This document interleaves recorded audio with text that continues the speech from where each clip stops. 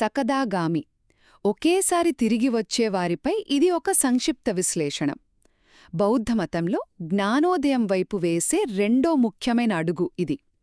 థేరవాద బౌద్ధమతంలో ఇది చాలా కీలకం. ఎందుకంటే పునర్జన్మల చక్రం ముగింపుకు ఒక సాధకుడు ఎంత దగ్గరగా వచ్చాడో ఇది మనకు చెబుతోంది. సరే, దీని గురించి మనం తెలుసుకోవాల్సిన కొన్ని ముఖ్యమైన విషయాలు చూద్దాం. మొదటిది, ఒకేసారి తిరిగి వచ్చేవారు అనే పేరు వెనుక ఉన్న అసలర్థం.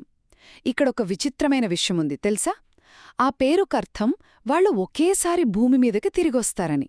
కాని చాలామంది అసలు తిరిగి రారట. ఆ పేరు కేవలం వాళ్లకున్న ఒక అవకాశాన్ని మాత్రమే సూచిస్తోంది. వాళ్ళు దీన్ని విపశ్యన అనే ఒక శక్తివంతమైన ధ్యానం ద్వారా సాధిస్తారు. ఇక రెండవది, వాళ్లలో ఎలాంటి మార్పు వస్తోంది. ఇది చాలా ఆసక్తికరంగా ఉంటుంది. ఈ దశకి చేరిన భిక్షు కొన్ని బంధనాలని అప్పటికే పూర్తిగా వదిలేసుంటారు. కాని వాళ్ల అసలైన విజయమేంటంటే కామం, ద్వేషం లాంటి బలమైన ఫీలింగ్స్ని పూర్తిగా నాశనం చేయకుండా వాటి పవర్ను బాగా తగ్గిచ్చేస్తారు. అవి ఇక వాళ్లని కంట్రోల్ చేయలేవన్నమాట. ఇక చివరిగా సకదాగామిలందరూ ఒకేలా ఉండరు. ఓ పురాతన గ్రంథం ప్రకారం వీళ్లలో ఏకంగా 5 రకాలున్నారట. ఇందులో కేవలం ఒక రకం వాళ్లు మాత్రమే తుదిముక్తి అంటే పరినిబ్బాణం కోసం మళ్లీ మనిషిగా పుడతారు.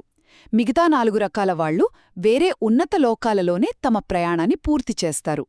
ఒక్క మాటలో చెప్పాలంటే సకదాగామి అంటే తనలోని భావోద్వేగాల పట్టు తగ్గించుకుని పునర్జన్మ చక్రం ముగించడానికి ఒక్క అడుగు దూరంలో ఉన్న ఒక ఉన్నత సాధకుడు.